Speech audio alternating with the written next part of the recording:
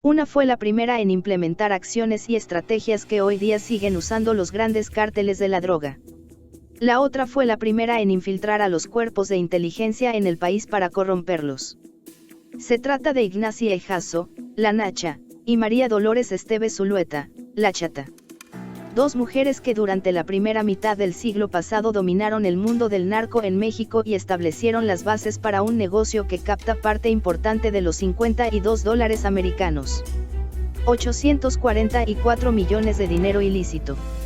Que al año se mueven en México, según el dato de Global Financial Integrity a 2013, y que representa entre 2 y 3% del Producto Interno Bruto, PIB.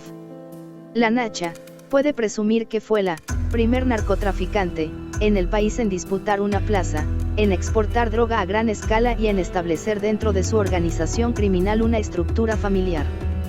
Que hoy en día siguen manteniendo importantes grupos como el Cártel Jalisco Nueva Generación, CJNG, los Arellano Félix y los Beltrán Leiva, entre otros.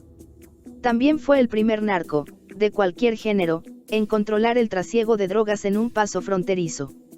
La Chata también tuvo sus hazañas, fue pionera en infiltrar los cuerpos de inteligencia en México para sobornarlos y corromperlos. Una muestra son sus 7 ingresos y salidas de distintas prisiones en las que solo cumplía sentencias cortas. Hasta ahora ha sido el único criminal declarado enemigo público número 1 por un decreto del presidente de México. Sin embargo, hay quien considera que su aportación al mundo del narco está sobrevalorada, pues mientras Ignacia Ejazo llegó a controlar el comercio de drogas en estados importantes, como Sinaloa y Chihuahua, el dominio de Esteves Zulueta se limitó a la zona del popular barrio de La Merced, en la Ciudad de México, y sus operaciones se concretaban al narcomenudeo. La importancia de la Nacha. La Nacha creó el primer cártel transnacional mexicano. Es ella quien establece las primeras rutas de abastecimiento hacia Estados Unidos, de las que se servirían el Cártel del Pacífico, el Cártel de Juárez y el Cártel de Sinaloa. Estos dos últimos siguen operando. El primero se partió en muchas piezas que son la base de los grupos que operan en México hasta el día de hoy, incluyendo el más poderoso, el Cártel Jalisco Nueva Generación, dijo en su momento a Infobae México Alejandro Páez Varela, escritor de distintas novelas que retratan Ciudad Juárez, la principal zona de operación de Ejazo. Era esposa de Pablo González, el Pablote.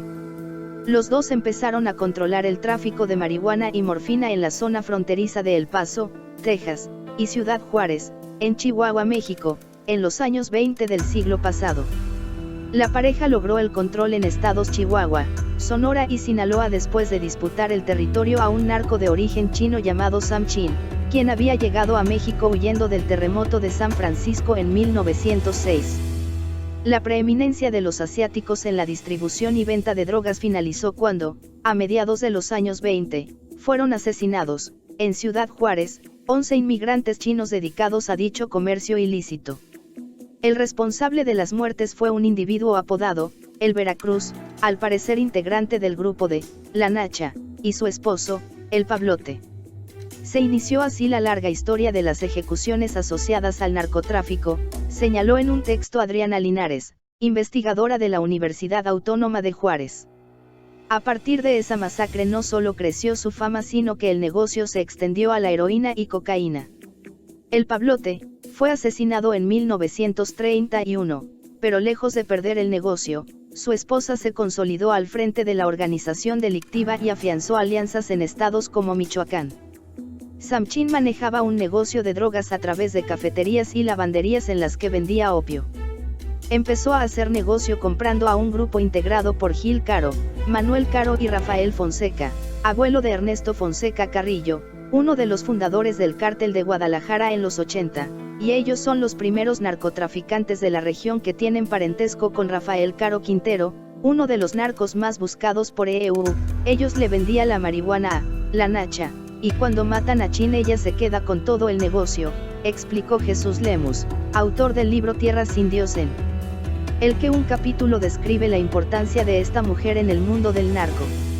Su negocio de exportación se fortaleció a finales de los años 30 cuando se convirtió en proveedora del ejército de Estados Unidos, que necesitaba comprar marihuana para distribuirla entre sus tropas destacamentadas en Europa.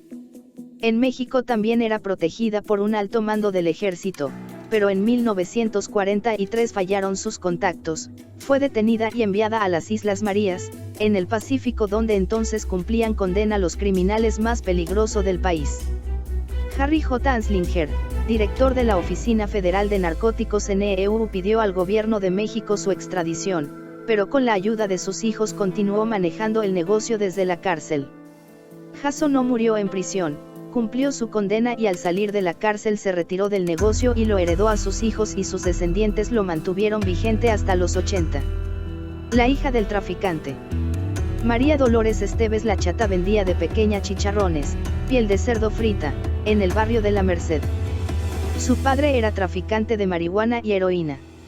A la edad de 13 años se inició en el negocio, a partir de entonces fue detenida por lo menos en 7 distintas ocasiones, pero solo cumplía condenas cortas y al salir retomaba el control. Durante su adolescencia se mudó de la capital mexicana a Ciudad Juárez en Chihuahua, donde conoció nuevas formas de traficar drogas, para finalmente regresar a La Merced, donde se convirtió en la dueña absoluta del negocio. Gracias a su matrimonio con Enrique Jaramillo, un ex policía y exitoso narcotraficante de un estado vecino, pudo hacerse de protección e infiltrarse hasta la policía secreta mexicana. A ella le debemos el principio de la infiltración del narco en los cuerpos de seguridad, las bases de la corrupción y la impunidad que estamos padeciendo hasta ahora, aseguró Lemus. Su fama se disparó en 1945 cuando el entonces presidente Manuel Ávila Camacho publicó un decreto para declararla como enemigo público número 1, como una medida del gobierno para detener la infiltración del narco en sus organismos de inteligencia.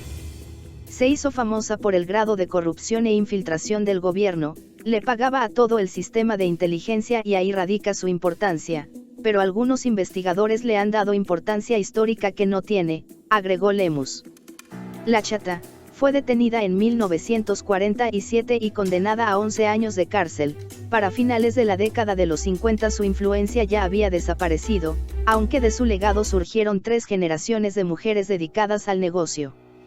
De acuerdo con Lemus, no existe evidencia de que la Nacha y la Chata se hayan conocido alguna vez.